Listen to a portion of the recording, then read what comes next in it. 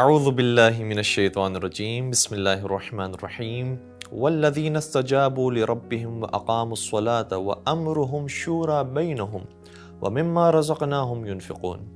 ناظرین محترم، آج ہم نے 25ویں پارے سے سورہ شورى کی آیت نمبر 38 پڑھنے کا شرف حاصل کیا۔ اس آیت میں نیک لوگوں کے اوصاف بیان ہو رہے ہیں کہ اور وہ لوگ جو اپنے پروردگار کے حکم کو مانتے ہیں اور نماز قائم کرتے ہیں اور ان کے تمام کام باہمی مشورے سے طے پاتے ہیں اور وہ ایک دوسرے سے مشورہ لیتے ہیں، اور جو کچھ ہم نے انہیں دیا ہے اس میں سے وہ راہ خدا میں خرچ کرتے ہیں۔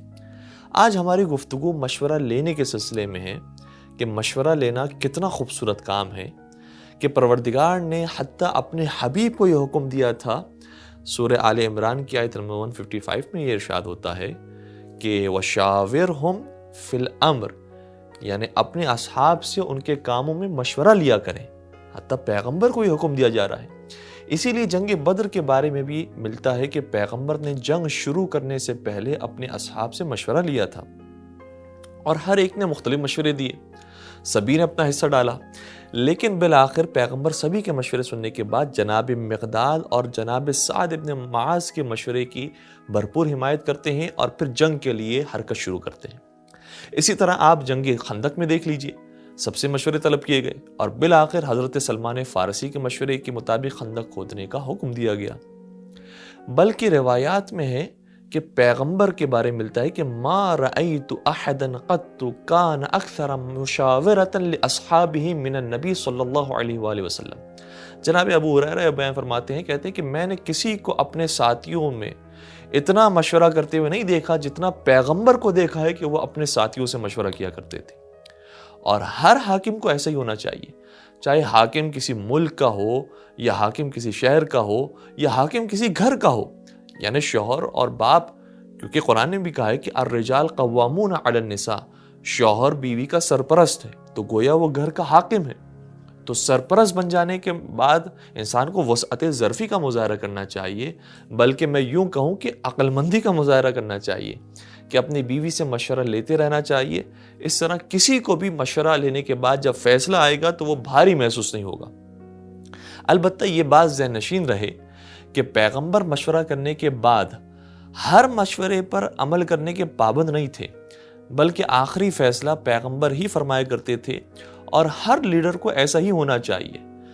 سمجھداری کا مظاہرہ کرنا چاہیے کہ سنے سب کی لیکن کرے اپنی۔ البتہ کرے اپنی کا یہ مطلب نہیں کہ عقڑ میں آ کر یا جہالت کی وجہ سے نہیں، مشوروں کی روشنی میں اپنے عقل کے مطابق عمل کرے۔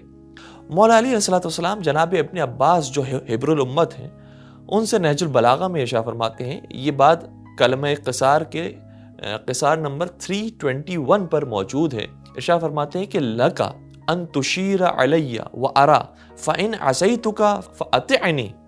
فرماتے ہیں کہ اے ابن عباس، تمہیں چاہیے کہ مجھے مشورہ دو اور پھر مجھے دیکھو، اگر میں نے تمہارے مشوروں پر عمل نہیں بھی کیا تب بھی ساتھ میرا ہی دو۔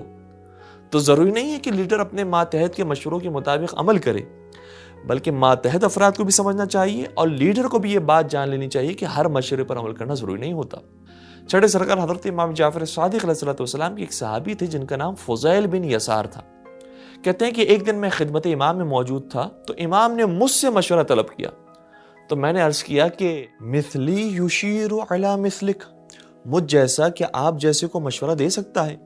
تو مولا فرمانے لگے کہ نعم اذا استشرتک، ہاں تو دے سکتا ہے مشورہ اگر میں تجھ سے طلب کروں۔ یہ وہ درس ہے کہ جو ہمارے بزرگوں سے ہمیں ملتا ہے کہ اپنے آپ کو عقل کل بھی نہ سمجھے اور دوسروں سے مشورہ لیتے رہے۔ مولا علی صلی اللہ علیہ وسلم ارشاد فرماتے ہیں کہ لا مظاہرۃ اوثق من المشاورہ، کوئی پشت پناہی اور طاقت مشورے سے زیادہ بھروسہ مند نہیں ہوتی۔ اس لیے بزرگوں کا یہ کہنا ہے کہ اپنے ہر کام کے اندر مشورہ لیتے رہنا چاہیے۔ ایک اور مقام پر ارشاد فرماتے ہیں کہ من استبد برأیہ ہلک ومن شاور الرجال شارکہ فی عقولہا، جو اپنی چلاتا ہے وہ ہلاک ہو جاتا ہے، اور جو دوسروں سے مشورہ لیتا ہے وہ ان کی عقل میں ان کے ساتھ حصے دار بن جاتا ہے۔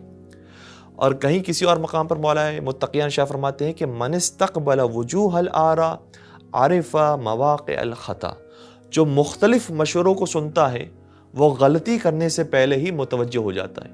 تو عزیزان من، ہمیں بھی چاہیے کہ اپنے چھوٹوں سے مشورہ کرتے رہیں اور ان سے مشورہ کرنے میں نہ شرمائیں، اور یہی وہ عقل مندی ہے کہ جس کا مظاہرہ کرنے کا معصومین نے ہمیں حکم دیا ہے۔ والسلام علیکم ورحمۃ اللہ وبرکاتہ۔ مسابقہ قرآنی دعوت۔ محترم ناظرین، مسابقہ قرآنی دعوت میں شرکت کے لیے ان سوالوں کے جوابات دیجیے۔ 25ویں حصے کا سوال ہے، پروردگار سورہ شورا کی آیت نمبر 28 میں طاقتور بننے کے لیے کون سے سبب کی طرف اشارہ فرما رہا ہے؟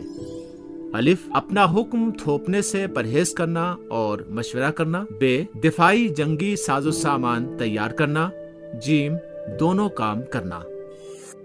کل دوپہر 12 بجے تک ایرانی وقت کے مطابق الف، ب، جیم میں سے صحیح آپشن کو اس واٹس ایپ نمبر پر ارسال کیجیے۔ مزید معلومات کے لیے اس ویب سائٹ پر رجوع کیجیے۔